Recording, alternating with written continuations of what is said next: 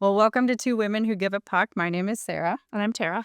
and we are here to highlight the experiences of females in hockey, both players and coaches, as well as to provide tangible ways to make improvements within the space. And we have a wonderful guest here, Ashley Holmes. However, prior to introducing Ashley, I just want to talk about a quick little win that we had and learned about over, well, really the last week. So the purpose of this podcast, or one of the main purposes, is to attract more female coaches and encourage more females to coach, even maybe in situations where they haven't played the sport or they don't feel comfortable, just because it's so important for one, females to be coaching, and two, for little girls to see us doing things that we're not 150%, comfortable Yeah. with, because that's what females tend to not jump into anything or even apply for jobs unless they feel like they're overqualified. So a few weeks ago, one of our drunk mini mites, so we coach a intro level women's hockey team that we affectionately call our drunk mini mites because they're kind of mini mite level in play, but they can drink. They don't, and we have talked about how they don't quite drink enough yet, but we're gonna work on that. That's part of our coaching plan for next year. Yep, little social hour. Yeah.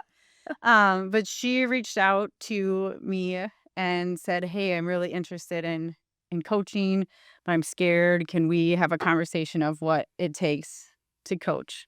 And so she actually, today I was reading her letter of intent for the Hockey Association, and we sat down and talked through like all of the things that all the value that she can provide. And so she's jumping on that, and she's going to be coaching. And even better, so she volunteered to coach her son's baseball team, even though she has never played. So she is out there right now coaching her son's baseball team. And it just gives me the goosebumps, makes me teary-eyed. I'm not an emotional person, but there's definitely emotions, just her getting out there. And she literally said, "I was inspired by your podcast to do this." And so I wanted to, Kimmy, great job. Yes, good job, Awesome. Kimmy. Also, to piggyback off of Sarah, if there's anyone that listens to our podcast or is involved in our community anyway, if you wanted to share your story about how you're getting involved in whatever, Sarah and I have maybe little gifts we can send, but we're gonna send Kimmy a little something too. So Yeah. that's awesome. Yeah. Yeah. Makes you teary-eyed. I know. It's like, I don't celebrate enough. Yeah. I know that's something about me. And so a lot of times I feel like in order to be successful, it has to be something ginormous. And so to allow myself to be like, no, we're doing something because we've influenced one person, Yep. I'm just to say it's a lot for me. So I'm gonna take that win and actually allow myself to be excited. Yes, it should be. So yes, I agree. I know I haven't been introduced yet, but that's I'm just gonna speak up. No, it's awesome what you both are doing and getting this podcast started and just creating a voice for women and female coaches is so important, and the work that you do is incredible. And so thank you for what you do, and congratulations on making that impact. And it's awesome. We need more people like you. And so I'm happy to be here and have a conversation with you all. But yeah, that's probably gonna be the highlight of today is right there. Yeah. More important than anything I'm gonna say. No, you are the highlight for today. So again, this is Ashley Holmes. So she is the USA Hockey Assistant Coach in Chief for Female Coach Development in the Minnesota District. I had to write that down because it's like, how many words? It rolls right off your tongue. It does. It does. They do abbreviate it and say ACIC, just Okay. for the record. But All right. people probably won't know what that is. So No. yeah, No. yep. So Assistant Coach in Chief for Female Coach Development in the Minnesota District. So welcome. Thank you for being here. Yes, thank you. And yeah, like we like to jump in every episode and just have you share your hockey story. Yeah. Well, I actually started in figure skating. I think maybe a lot of girls, maybe not nowadays, but at least back in the day, used to do. So started in figure skating. Only did like 2 shows. Definitely was not for me. I was a big tomboy, so wearing those outfits was not really up my alley. And I actually remember our family was sitting around our living room table playing Monopoly. And my parents asked me if I wanted to continue figure skating or if I wanted to get into hockey. And like instantly, I was like, I want to play hockey. So that was around 8 years old is when I started putting on the skates. And I grew up in the Alexandria area. And so that's where I played youth hockey. And so when I made that decision to go to hockey, at that time, the girls' program in Alexandria was not very established. And so my parents and I chose to play boys hockey growing up. So there was three of us girls in our age level that played boys. And yeah, I mean, built some really good connections with those people, and just that experience. And then when I played, what was it? Mites, 2 years of squirts, and a year of Pee-wees. And back then, we started checking in Pee-wees.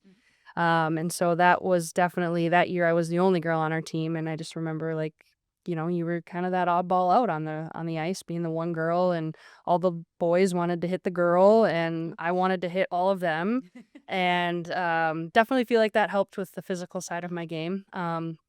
But yeah, so going into year 2, it was just kind of that awkward age, right? Like 13, where a lot of the parents became uncomfortable with me being in the locker room with the boys. And so it was going to be this situation where I had to, get dressed in a different locker room and like all those things. And we just kind of decided as a family that that wasn't what I wanted. Like, right? Like so many of your great memories of playing hockey are in the locker room and being around. And so chose to go over to girls at that point. So played 1 year of U15s, and then in 8th grade moved up to high school with the low numbers, and I think that's still kind of pretty common throughout the state.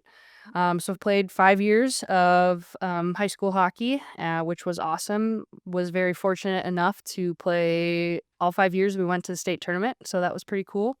And 10th grade year, we won 3rd place. And my senior year, we won the championship. So state champs in 08. Yes. Still one of my, honestly, probably the highlight of my playing career was winning that state championship. Anyone from Minnesota knows what that means. And so really blessed for that. And so then I was also fortunate enough to go on to play Division I college hockey. So I played up at the University of North Dakota for 4 years from 2008 to 2012.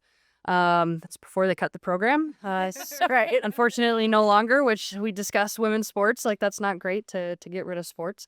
But yeah, so played up there for 4 years. And then it actually took me 5 years to graduate with hockey. And so during that 5th year, I was a volunteer coach with the UND team, just to kind of keep my scholarship. And then I got a random invitation to coach a 12U team. And so kind of got started in coaching with that, even though a few camps and clinics throughout my playing career, I was a coach or counselor for, so kind of got my feet wet there. But I mean, that experience really grew my love for coaching. And quite honestly, I was having an identity crisis. Like I was pre-med major looking at go to medical school, and my hockey career was ending and I wasn't going to play anywhere else. And like when you define yourself by something, which isn't always healthy, but like I was a hockey player and that part of me was no longer. And so it was terrifying. And so between falling in love with coaching that 1 year and again, the identity crisis, a little scared to go to medical school, and just all what that meant, I was like, you know what? I think I want to, get into coaching. And one of the biggest things when I was a kid or kind of trying to pick a career path, I'm like, I want to make a difference in people's lives. And then when I was kind of in this period of time trying to figure out what I wanted to do, and I reflected on my own life, like who had the biggest impact on me? Obviously my family. My doctors, sure, like they kept me healthy, like fixed my broken toes when I fell off a roof, but really like the people that made it's a whole nother story. We won't get into that. But the people that had the biggest influence on me over after my family were my coaches. And so I just felt like that was a wonderful opportunity to create a positive impact on other people. And so I just kind of dove all in against probably the better judgment of everyone supportive in my life. It's like, are you sure you want to do this? Doctor, coach, okay. But yeah, so I spent a year back at Alexandria as an assistant coach, just trying to get my feet wet into coaching, knowing that I wanted to get to the college level. So I spent 1 year there, made it to the state tournament again. And then was fortunate enough, Michelle McAteer at Augsburg College at the time, now Augsburg University, took a chance on me as a young coach with hardly any experience. And I spent 9 years there as an assistant coach, had a wonderful experience. And really like my love for coaching just grew and manifested at Augsburg. I have a lot of pride for that program. But after 9 years, kind of wanted to make a change. So I was fortunate enough to get an opportunity to be the director of operations for the University of Minnesota Golden Gophers, the women's team. So have spent the last 2 years there. Wonderful experience working with some tremendous athletes, one of the top programs in the country. So that was really, really awesome, but definitely missed coaching. And, I think that is really where my heart lies. And so I've, again, been blessed with the opportunity without having to move to become the assistant coach at St. Olaf College.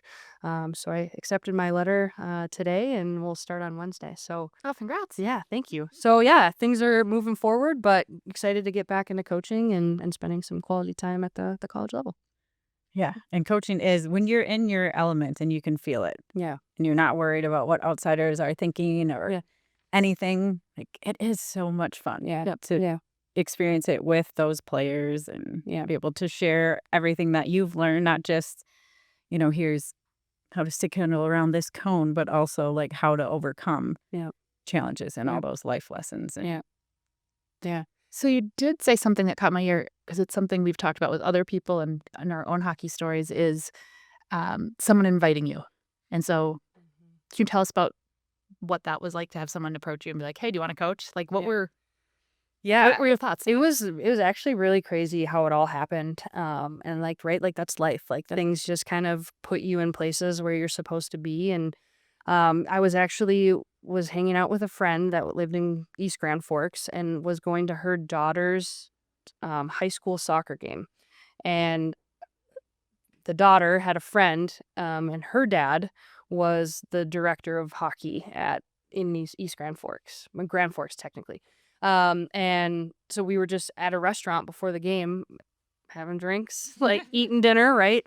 And he's like, "Hey, like, you graduated," and I was like, "Yeah." And he's like, "Well, what are you doing?" I was like, "Nothing much, just classes." And he's like, "Well, like, we need a coach. Like, would you be interested in coaching?" And so me and another one of my teammates, who also had graduated but was doing another year, we both ended up coaching that team. And so it was just, the perfect opportunity at the perfect time. And it just really snowballed something in my life. But yeah, I mean, where would I be if it wasn't for that, And Right. like that's the crazy thing about it. And I do believe that that's so important. And I mean, even for you, what you're trying to do, getting more women involved, like even just that guy asking a young female to coach versus just some dad. I think that means a lot, and that was a huge thing for him, within the Grand Forks Park District, to get females and people that are not parents to coach. And we kind of talked about this, and I think we'll get to it, but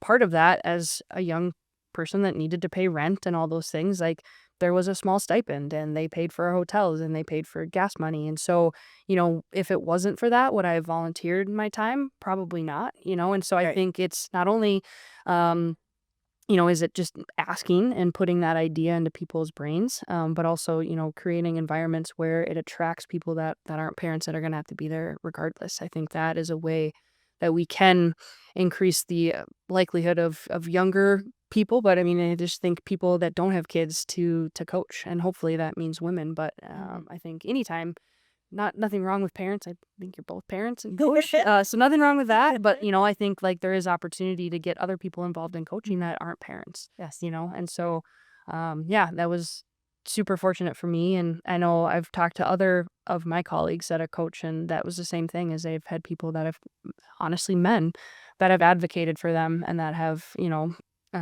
kind of allowed and opened up doors for them. And I can't stress enough how important it is to have strong male allies. Yes. Yeah. Yep. So And I know with your work with USA Hockey, you have one of those allies, correct? And yes. how does when someone approaches you and says and talks to you about this, coaching role with USA Hockey. How does what is your initial reaction to that? Because that's a big thing. Yeah, I'm still trying to wrap my head around it, to be honest. So Amber Frickland, who is the head coach at Bemidji State University, she had this title before me. Yep. And when she became head coach, like, she was just kind of looking to like take some stuff off of her plate. And so having been involved with USA Hockey, doing a coach developing role, like it just kind of seemed like a natural fit. And it is something that I'm passionate about. But it was just kind of like, here, do you want this? And I was like, sure. And so, like, I'm still like, I'm only a year in, everyone. So I'm not as experienced as Chris Wing, who you've had on here before, and she's been spending decades with doing this work.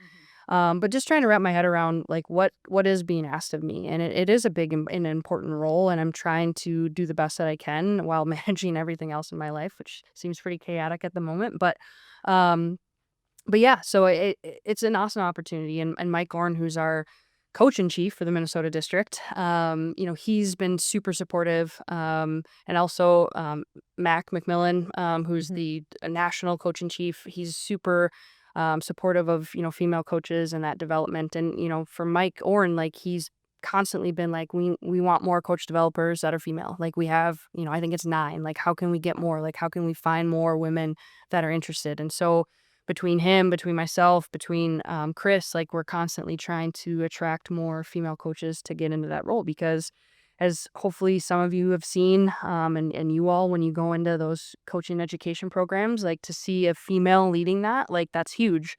And for Chris leading female only clinics, like, that's huge. And so I think it's just normalizing seeing women in leadership roles within USA Hockey, within Minnesota Hockey, and I mean, even at the youth coaching levels, right? Like, Yep. the more that we can create that environment, the better off everyone's going to be, girls and boys, females and males. So, yeah, I guess I'm still trying to wrap my head around it. And luckily, we're in a progressive group of people within the Minnesota district, and Mike's awesome, and so is Mac. And so just continuing to utilize those resources to kind of push the envelope a little bit, and just increase the number of coach developers that are female, but just female coaches in general. So Right. I mean, that's huge. That's the reason we're here, is that whole normalizing. Yep.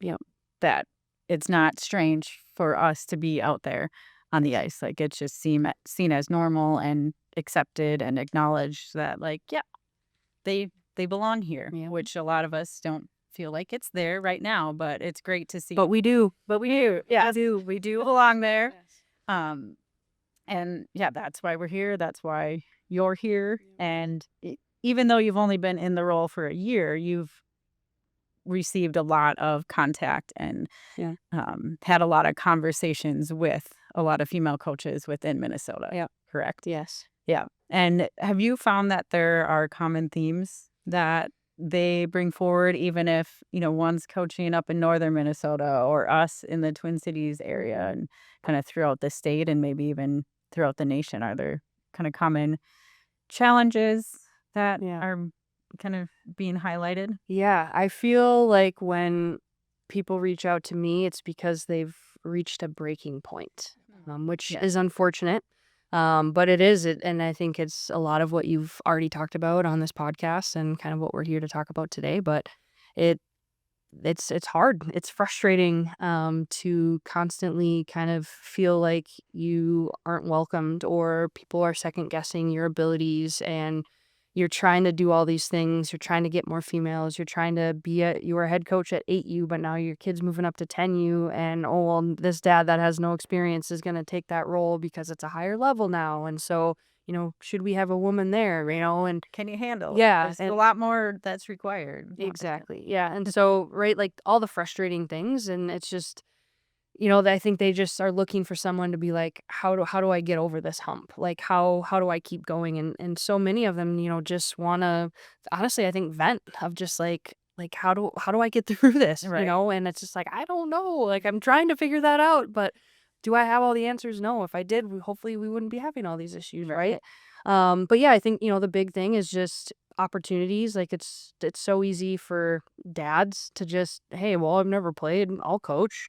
and there's so many societal things and different things that, we all know and hear about of why that is. And hopefully we can break that norm a little bit. And, like what you've done, I forgot her name already, Kimmy, like where she's putting herself out there to become a coach, like that's awesome. Mm-hmm. But we need more women to do that. And it's just, so how do you do that, right? Like it's just this never-ending cycle.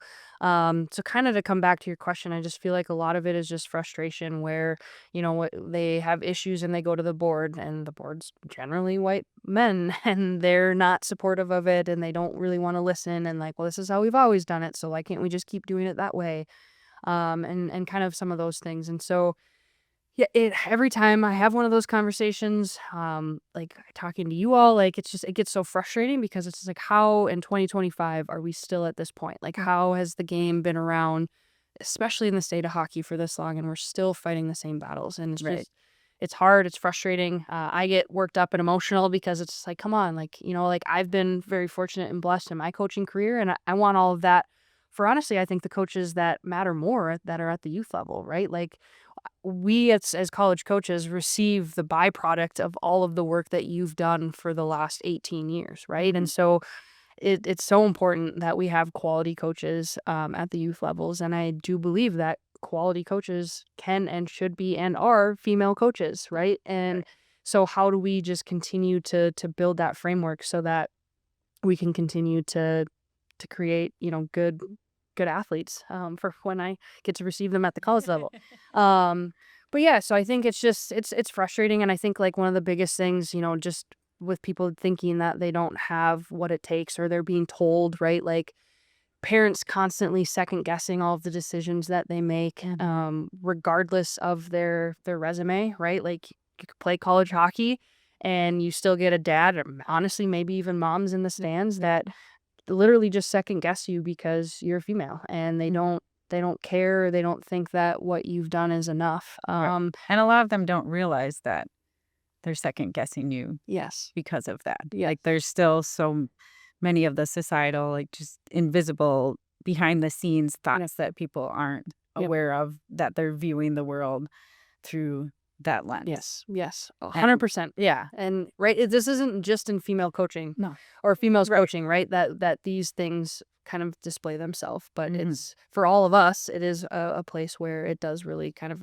rear its ugly head. Right. And so, yeah, I mean, I kind of feel like female coaches, like they have to prove their competency, where men are just granted that and they have to prove their incompetency, which is so infuriating.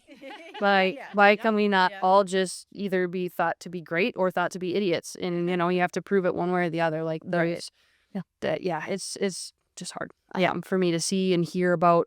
And so I think it's just a lot of frustrations. I've heard a lot of coaches just be like, I don't know how much longer I can take this. Because it's a lot of work, it's a lot of energy. I have to fight to constantly prove myself for what?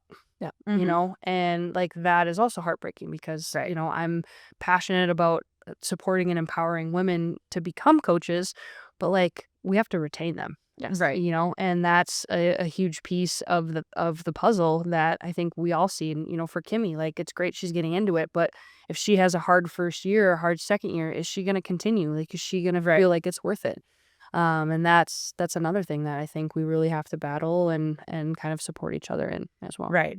I know. And I feel a bit protective of her. And so one of the girls I played with in college, she is in that same association. And actually Tera's brother coaches within that association. So together we've already tried to create that like protective bubble. Like a safe space. Yeah, that safe space around her where it's like, okay, you have us obviously to reach out to, but then there's also kind of this bubble within your association that you can lean on. And my plan is to continue to support her through that. And I was honest with her where it's like, it's gonna be hard. It's gonna be challenging. It'll probably feel even harder than you being on the baseball field, just because you're on skates. Well, that in general, yes. But hockey just seems to it's a different environment. It's quicker paced, and it's so there's so many skills to learn. It's different. Yeah. But I have no doubt that any female jumping in, has valuable skills to learn. And in the state of hockey, there is a plethora of hockey experience in every youth program. So youth programs are not at a loss for hockey knowledge, hockey experience. So, but that's not all that coaching is. Right. That's not all that the kids who are coming up, Yep. to you in college, they need to learn more than just the hockey. So, And that's actually a really good point because I've been a coach developer for USA Hockey for 3 years now, and and you've done it as coaches. Yep. But as you go through a lot of that, especially level 1, level 2, and to a certain extent level 3, even though it gets a little bit more hockey specific, it's not about the X's and O's. right. Like USA Hockey's not trying to teach the coaches, a forecheck or a breakout, right? It's like how do you explain things? It's about being a good coach, and that has nothing to do with hockey, right? Right. Like we watch videos on soccer players and on riding a bike. Like it's about communication. It's about explaining and demonstrating and literally teaching techniques. Yeah. Which again, it has nothing to do with the game. So really your experience or your expertise in the game is a small part, I think, at the youth levels. I mean, obviously it's important, but how are we teaching those things? And that's almost more important. And what are the life skills? What are the intangibles that we're passing on to these kids? That's almost more important. And do I think men can do that well? Yes. Do I think women do it better? Absolutely. And so let's be honest, right? And so I think that's a huge overlooked thing, and I don't fully understand. I'm the most competitive person out there. I don't understand why 8U parents think you need to have an undefeated season. Why winning is more important than development, right? Yes. And why is your kid more important than the betterment of the whole team? I don't understand that. This is me, but when I coach my 12U team, I set the standard right away. This year's about development. We will do our best to win games. We will learn to be competitive and compete in practice and in games.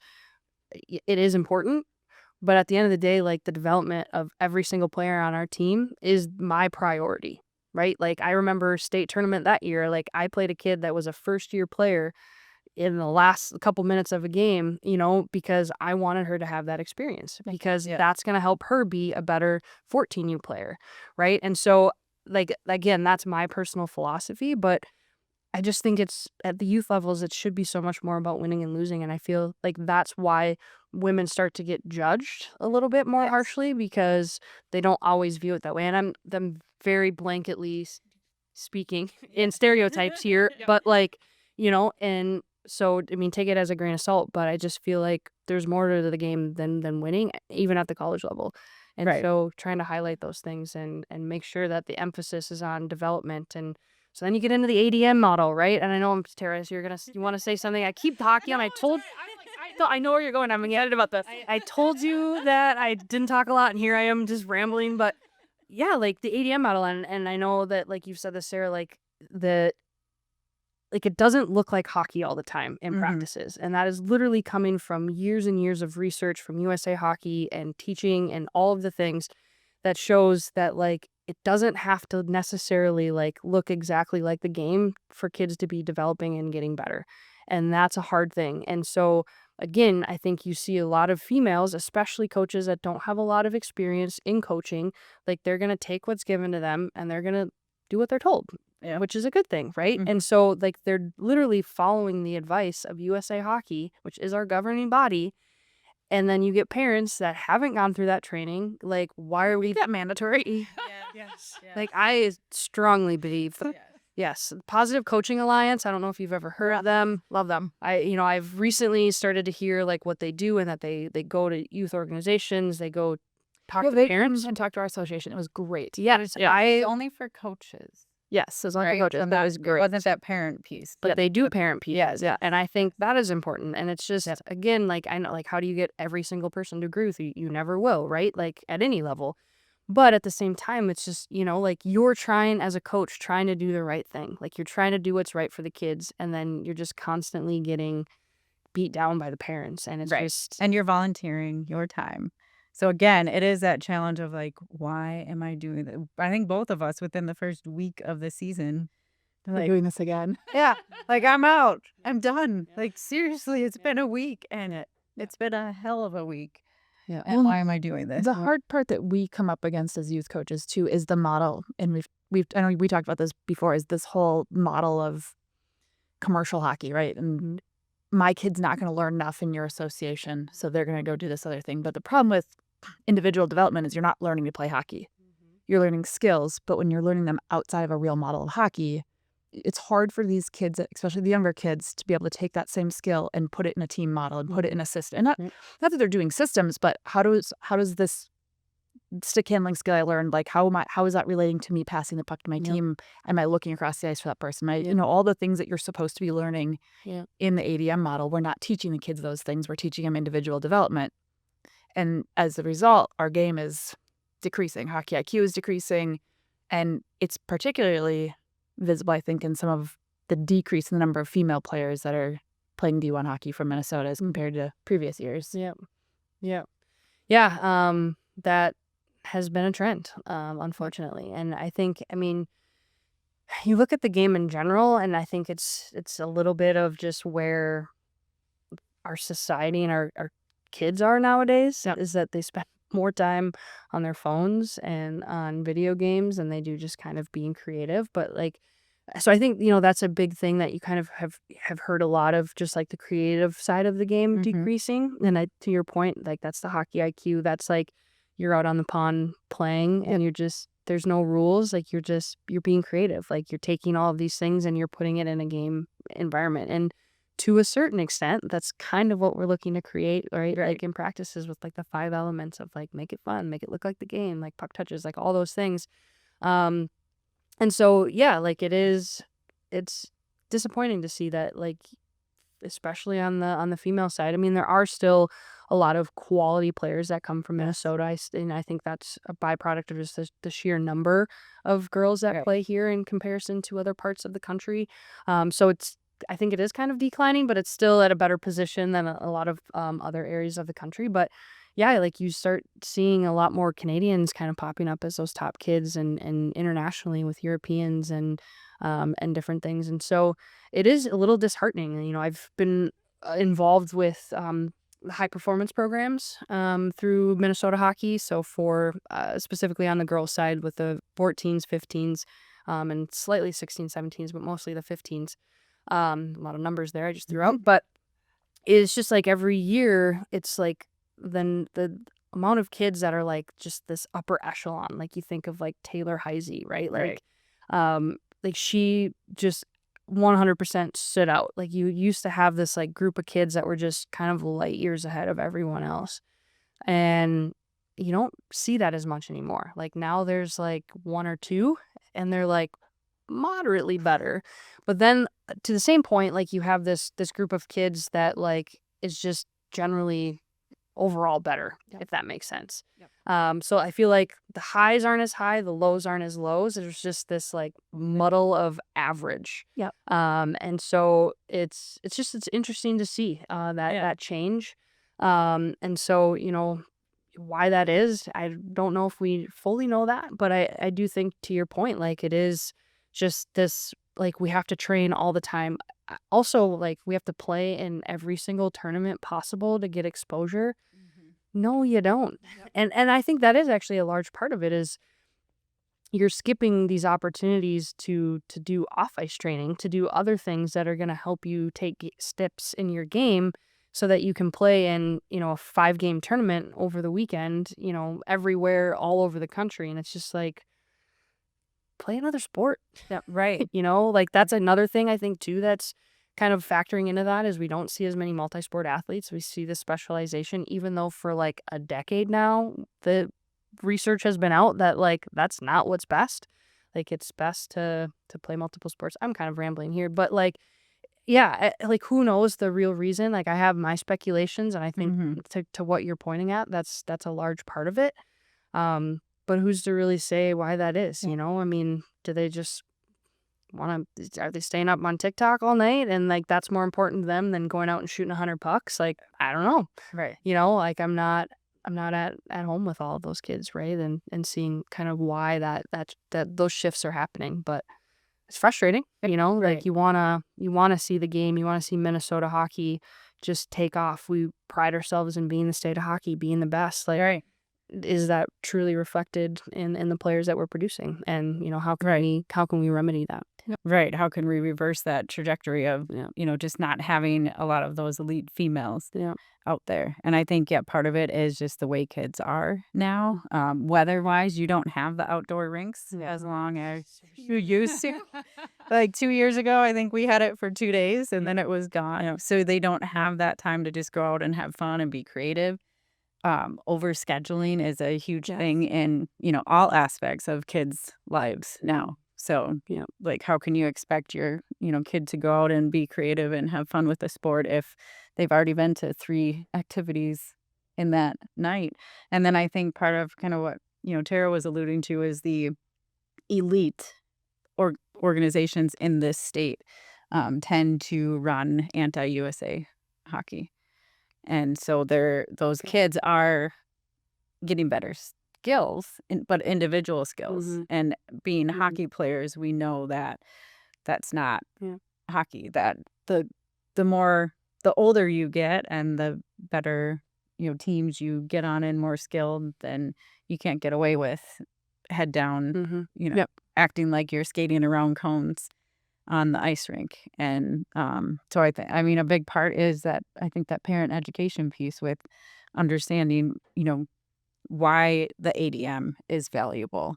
You know, even if it doesn't look like hockey, how they're actually getting some very good skills. Yep. Yeah. That and podcast we had Topher on where he does the hockey think tank, and a phrase he says a lot is hockey's a marathon, not a sprint. Yep. And we've become this sprint culture where it's like my kid needs to be the best 8-year-old, needs to be the best 10-year-old. And it's just this like I'm only focusing on right now and not focusing on the long-term development. And that's where ADM, sometimes looks worse because it is focusing on the long term and it's focusing on they're 8. Let's teach them like 8-year-olds versus thinking like, oh, they're mini adults and we can run a high school practice for, mini mites. Yeah, and I mean, I think like you speaking about all of that, like reminds me of my own experience where I was a late bloomer. Like, I mean, I kind of started late in life compared to some people that start, 3, 4. Yeah. But I did. I was thinking about like national camps, like tryouts, because just going through like the high performance stuff, which is essentially what that is. Like my first year trying out, I didn't even make it past the first round. Okay, well that motivated me like, okay, well next year I at least want to make it to like the next round. So worked hard, right? Doing all the things that we're talking about, like improving while also playing other sports. And so the next year I did. I made it to like the next round, but I didn't make it to national camp. Yeah. Then by my senior year, I made it to national camp. Was fortunate enough to have a short stint with the US U18 national team. And so like was I a Division I player at 8? Nope. I was on the B teams. Yep. When I was playing boys, I wasn't a good player, but like long-term athlete development, like I stuck with it. I kept working. And by the time I got to college and where else, like I was finally at that point where like I was a good player, Right. but it took me time. So to your point, like not every kid's going to be great at 8. So what, you're just going to give up on them and like pick another sport because you're not there yet? Right. Or like stay true to your passion and keep working and like maybe one day you'll get there, And two, like I think, again, so much of my life is college hockey related, but like the rule change with like when you could commit. So right, like a couple years ago, you could commit anytime after your 8th grade year. So you see all these 8th graders, right, committing to colleges. But you also saw that, I mean, it was a huge gamble for colleges because, yeah, they're the best. I don't even know how old 8th graders are, like 14. Yeah. Yeah, so you get the best 14-year-old, but like that doesn't mean that they're going to be the best 18-year-old. Yeah. And so, but you're already locked into like the scholarship money for these kids, and then you get them and they're duds. And it's just like, well, Well, and how much incentive if you already know at 13, 14, you're like, oh, well, I'm already going here. I've already made it. Like, what incentive do you have to continuing to become better throughout your high school That career? is another huge belief of mine of why we've seen a decline of elite players from Minnesota Because it's and everywhere is you get complacent. yeah, it's like, oh, I'm good enough. Yeah. Sweet. Or if, All right. okay, well, yeah, well, hey, everyone in my grade, is already committed D1. Like, are there any spots open? Like, why am I going to keep Or trying that, yeah. hard? Like, and so like that's a huge part of it too. So thankfully those rules have changed. We're kind of back on a normal cycle, which is all good. But yeah, I think the whole model too, like it has to encompass everyone, not just who's the best at a certain age, but like, why do we do youth hockey? Like what's the reasoning behind that? To like prepare them for high school, to prepare them for college, or is it just to be like the best team that year? I don't know. So that's another thing I think a lot of parents lose sight of is your kid probably is not playing college hockey. They're probably not playing, I mean, in our association, they're probably not playing varsity hockey ever. That's not the point of youth sports. The point of youth sports is developing a whole human being. Yes. And so, like, we need to think more holistically about why are we participating? Because as soon as we start focusing on that scholarship or college or whatever it might be, we lose sight of the important part of playing hockey. So I don't, we could talk about parents all day. Right.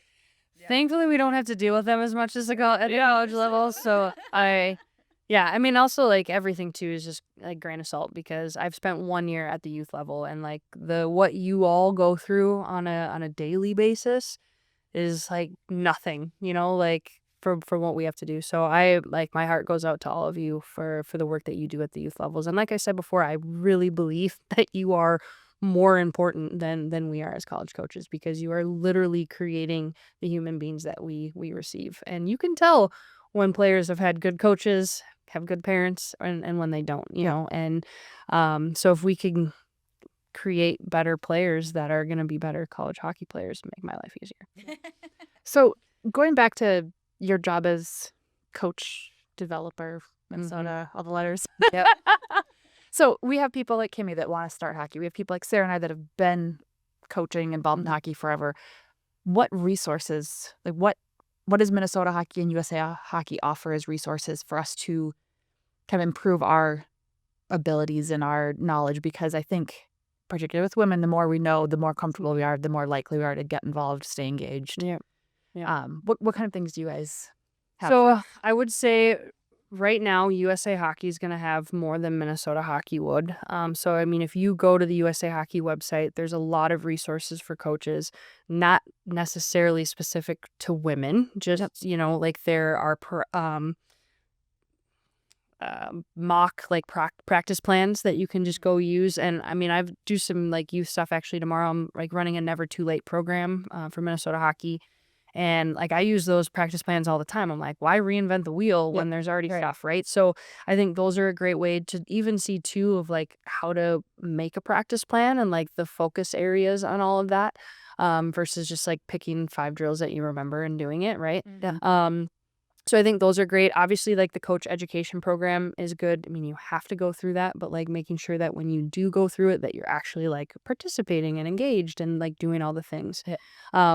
They're also starting continuing education programs through USA Hockey. So when you become a level 3, you have to level 4. Level 4. I should know that. When you become, I was like, that doesn't sound right. When you become a level 4 or 5, you have to do continuing education to stay at that level. But it's open for anyone levels, 1 through 5 to take. So I would say do those. A lot of those are free or very low cost. And you get a lot of great coaches that are sharing information in that way. So that's a great thing to do. I would just, I think there's more things online. I mean, the internet is such a scary and wonderful thing. And so I think especially with hockey, like there's a lot of resources out there, like the coaches site, Coach Them, that has drills, specifically the coaches site, or even podcasts like yours, or I use Ice Hockey Systems. Yep, Ice Hockey Systems. Yep, like Hockey Think Tank. Like there's so many things out there, like just Google it, that you can find that can help you become a better coach. Like thinking about things in a different way. I use the coaches site all the time to watch videos on, okay, well, our D-zone system isn't great. Like what are some different ways that we can revamp that, right? And I know that's maybe a little bit more high But I level. think what's good to call out there is that you played high level hockey, you've coached a number of years, and you're still not approaching coaching as like, I know everything and I know what I'm doing. You're still going out there and researching and pulling information. So if you're a coach and you have to seek out things, that's not That's normal. Yeah. that's normal. It's not like, oh, I don't know enough and I shouldn't be in this space. It's like, that's what good coaches do. They ask other coaches too. They're like, I'm seeing something and, I just can't figure out what's a better way to teach these kids, or, this system, if you're getting into systems at the higher level, like this just doesn't seem to be working this year. It's worked for the last 5 years, but for some reason, what's up Too much YouTube. Yeah. Well, I think that's a great point too. And yes, right. Like the moment you think you know everything and you stop learning, like you're a bad coach. Right. And so like you constantly, no matter your playing experience, no matter your coaching experience, like the game is ever changing. The kids are ever changing. You have to stay on top of it. You don't have to, you should. Right. And so, yeah, I think at all levels, it's really important to do that. I feel like I lost my train of thought, but that's okay. But yeah, so I think it is just like getting out and finding those resources and continuing to push the envelope of like what my hockey knowledge is. And it's okay to not know. Like it's okay to have less hockey IQ than someone else, but like what are you going to do about it? Just say, well, that it is what it is, or like it is what I make it, and like go out and utilize those resources. So so that to start. I think too, we've kind of discussed it, but like women supporting women is super important, not only to get coaches into females into coaching, but also to keep them there, right? Like I think, would you two still be coaching if you didn't have each other? No. Right? Like so your relationship, your connection is so important. I think of the same thing even at the college level. Like there are wonderful colleagues and friends in my life that when something's going wrong or like a kid is super frustrating to deal with or whatever, like, hey, like I'm going through this, like, hey, whatever it might be, like, can we just talk this out, and having that support and those connections are so important. And that, I mean, for life, but I think especially for females coaching. And so Chris Wing with USA Hockey has like a national female coaches group me, that, anyone can be a part of that. I think you do have to be a female. Sorry, men. But you have enough of your own things. But so, that's a great resource for coaches to get into, to just kind of share thoughts and ideas. And it's common that, hey, like I'm dealing with this issue. Hey, I have a parent meeting coming up, or, like, and coaches can just bounce ideas off of each other. She also does monthly bring it in sessions. And I don't know if she's talked about all of this already, and I apologize if it's just re-saying what she said, but that's super important too, of just here's some opportunities for women to get together and talk. So to take that for Minnesota hockey, I'm looking to create something similar, but just for Minnesota coaches, or maybe even surrounding coaches, because like we've talked about, like Minnesota is ahead of the game. It might not always feel like it, for those of you that are out in the daily lives of youth coaches, but we are ahead of the game compared to a lot of other districts around the U.S. And so, our issues are kind of specific to us. And so, and to you, not necessarily me, but to, female coaches in Minnesota. So like, how can we support each other? How can we be resources for each other so that, we can retain and get more coaches within the Minnesota district? And so,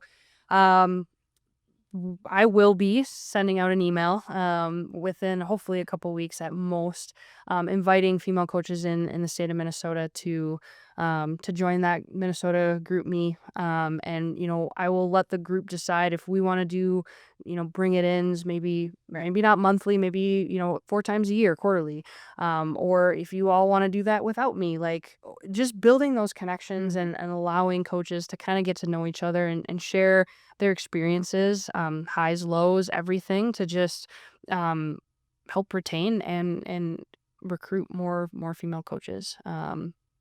So things are out there, and I hope, please, like, put my email. Yep, we'll share links to a bunch of stuff. Yeah. And Yep. so, I mean, utilize me as a resource, but utilize each other, and just stay in the fight. Yep. Right. Like it's a fight, like a daily, probably battle. But it's worth it in the end, and the more that we can support each other in that pursuit and in that fight, the better off we're all going to be. Right. And I even sometimes, we have our own group within our association, and as new female coaches come in, I reach out to them, and sometimes I get this idea of like, oh, they don't need me. They have their shit together, more so than I do. So they're fine in their little coaching world, and I shouldn't bother them. But every time I reach out to those coaches, they come back with like, oh, thank you so much for reaching out to me, and this is happening, and this is happening, Yeah. and being able to, bring them in and kind of normalize their experiences, unfortunately, but just so they know that they're not alone. Like, it's not that just you, like, it's not a personal thing with you. It's this crazy cultural world that we live in, and I think that has helped. I have not run into a female coach who is like, yep, everything It's always easy. perfect, Yep. and it's easy, and I don't feel any of these things that you other female coaches are feeling. So if you have don't have kind of a group within your association, I would say, if you see a female coach on the ice, reach out to her and just make that introduction. And I think that will just help to create more of that, safety within the environment, and, encourage more females to stay. Because you're right. Like, if I didn't have Tera and hadn't gotten to know the other females within our association, like Yeah, would if I Sarah's still be great here? and all, but if it was just you, that would even still be hard. Like, but Right. we thankfully have a very great network where we're at of Yeah. moms, and I think they're all moms. Yeah, they're all moms. But we've also intentionally created. Yes, exactly. So again, that attentional outreach is incredibly important. And yeah, as far as the Minnesota mom coaches, or just female coaches in general, I think there is just something unique about Minnesota and the state of hockey. And I'm on the national group me, and there's great topics, but sometimes I can't fully relate to them because Minnesota is, it's a different model, like we talked about in a few podcasts ago with Topher, and we just have a lot more. Like, other states strive to beat us and have the numbers that we have. So it's a different environment for sure. 100%. All right, yeah, we'll include your email, so anyone Yes. Can reach out to you. Yep. can reach out. Yep. So And I was the big question. right, I was going to end the podcast without going to that question. So So the big question for all of our guests is, what do you want your legacy to be in hockey? Cool. I think, thinking of just the legacy in hockey, like, I honestly think about it as a coach, not a player anymore. Maybe that's just because I'm 35, but onto that phase of life. But I think it's just, like, every athlete that I coach, like, I just want to help them become the best version of themselves, and grow not only as a hockey player in their career, but as a person, as a student, as a community member, as a teammate, as a leader. Like, it's just this, like, holistic development, and so, like, all of that, like, I want to leave the game in a better place than when I found it. And I think specific to this conversation, that means getting more females into the game, and supporting them, empowering them, and just showing them and making them feel that, like, they are seen, they are valued, and that, like, they too can leave the game in a better place because they've been a part of it. And so if I can have a small part of creating that environment within Minnesota hockey, within the game of hockey as a whole, like, I feel like I will have accomplished all I need to accomplish within the game. And so, yeah, we'll see. Hopefully year 2 in this role will be better, and really help kind of reiterate those things. But yeah, I guess that would be what I want my legacy to be. Awesome. I like it. Yep. Thank you so much for being on the podcast. Yes, thank you. It was a lot of good lot of good information. I can't talk today. How's that different any other day, though? I know. Words are hard, which is why we started a podcast. Yeah. Yep. Exactly. Well, thank you very much for having me here. And again, thank you for all that you do. Yep. And we'll leave all your contact information. Remember, anyone with questions, reach out to Ashley, reach out to myself and Tara if you want to share your hockey story, no matter if, you're a beginner player, a beginner coach, or Super playing- experienced. Yep. Yep. We're happy to have you on the podcast. And And even if you don't want to be on the podcast, if you just want to share your story, we'd love to hear that too, because that's why we're here. yes, that as well. We can use our words and share that story. Yep. For you. So you can reach out to us at twowomenwhogiveapuck@gmail.com. Yep. Okay. All right. So to end the podcast, I want to remind all you ladies out there that we belong in hockey and we deserve to be a part of the greatest game in the world. Yep. And don't forget to invite someone in.